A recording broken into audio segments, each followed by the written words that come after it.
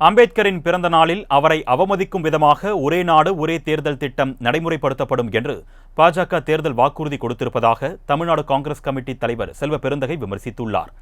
அவருடன் எமது செய்தியாளர் ஸ்ரீ சந்தோஷ் நடத்திய நேர்காணலை தற்பொழுது பார்க்கலாம். பாஜகவினுடைய தேர்தல் அறிக்கையை காங்கிரஸ் எப்படி பாக்குது? இது தேர்தல் வாக்குறுதி, தேர்தல் அறிக்கையெல்லாம் நாங்க பார்க்கல. மக்களை ஏமாற்றும் ஒரு அறிக்கை. 2014 ஒரு வாக்குறுதி கொடுத்தாங்க, என்ன ஆச்சு? ஒன்றுமே நிறைவேற்றவில்லை. 19 ஒரு வாக்குறுதி கொடுத்தாங்க, ஒன்றுமே நிறைவேற்றவில்லை. ஒன்றும் நிறைவேற்றாதவர்கள் 10 ஆண்டுகளாக இப்பொழுது ஒரு அறிக்கையை தருகிறார்கள். இதுவும் மக்களை ஏமாற்றும் விதம் தான். ஏற்கனவே எங்கள் தலைவர் ராகுல் காந்தி அவர்கள், மல்லிகார்ஜுன கார்கே அவர்கள் 1 லட்சம் ரூபாய் ஏழை எளிய பெண்களுக்கு வருடம் கொடுப்போம் மகாலட்சுமி திட்டம் என்று சொல்லியிருக்கிறார். 2 கோடி மக்களுக்கு வேலை வாய்ப்பு தருவேன் என்று மோடி ஏமாற்றி விட்டார். அவர் ஏமாற்றி விட்டால் நாங்கள் வேலை வாய்ப்பு தருவோம் என்று வேலை இல்லாத பட்டதாரிகள், டிப்ளமோ ஹோல்டர்களுக்கு ஸ்டைஃபண்ட், அப்பண்டிஸ் என்ற முறையில வேலை கிடைக்கும் முறை 1 லட்சம் ரூபாய் ஆண்டுக்கு கொடுப்போம் என்று சொல்லியிருக்கிறார். வேளாண்மை குடிமக்களுக்கு சுவாமிநாதன் கமிஷனுடைய பரிந்துரையை ஏற்றுக்கொள்வோம் என்று சொல்லியிருக்கிறார். அமைப்பு சாரா தொழிலாளர்கள், அன்ஆர்கனைஸ்டு செக்டார் 50 கோடி மக்களுக்கு மேல் பணியாற்றுகிறார்கள். இவர்களுக்கு மோடி அரசு கொடுப்பது 176. காங்கிரஸ் ஆட்சி, இந்தியா கூட்டணி வந்த பிறகு 400 ரூபாய் கொடுக்கப்படும்.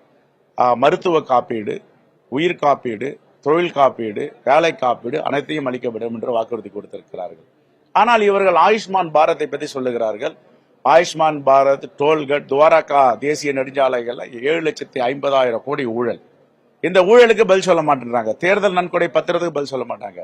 ஆனால் ஒரு அறிக்கை கொடுத்த வெற்றறிக்கை, மக்களை ஏமாற்றும் அறிக்கை.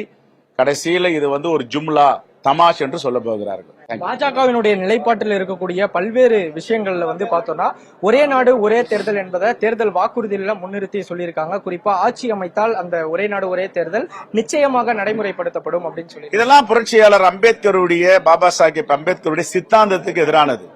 அவர் அரசியலமைப்பு சட்டத்தை வடித்து கொடுக்கும் பொழுது ஒரு நாடு ஒரு தேர்தல் ஒரு அதிபர் தான் சொல்லல. சர்வதிகாரத்தை ஒழிக்க வேண்டும். சர்வதிகாரம் ஒருபோதும் இந்த தேசத்தில் தலை காட்டக்கூடாது என்றுதான் புரட்சியாளர் அம்பேத்கருடைய உரை, அவருடைய எழுத்து, அரசியலமைப்பு சட்டம் சொல்லுகிறது.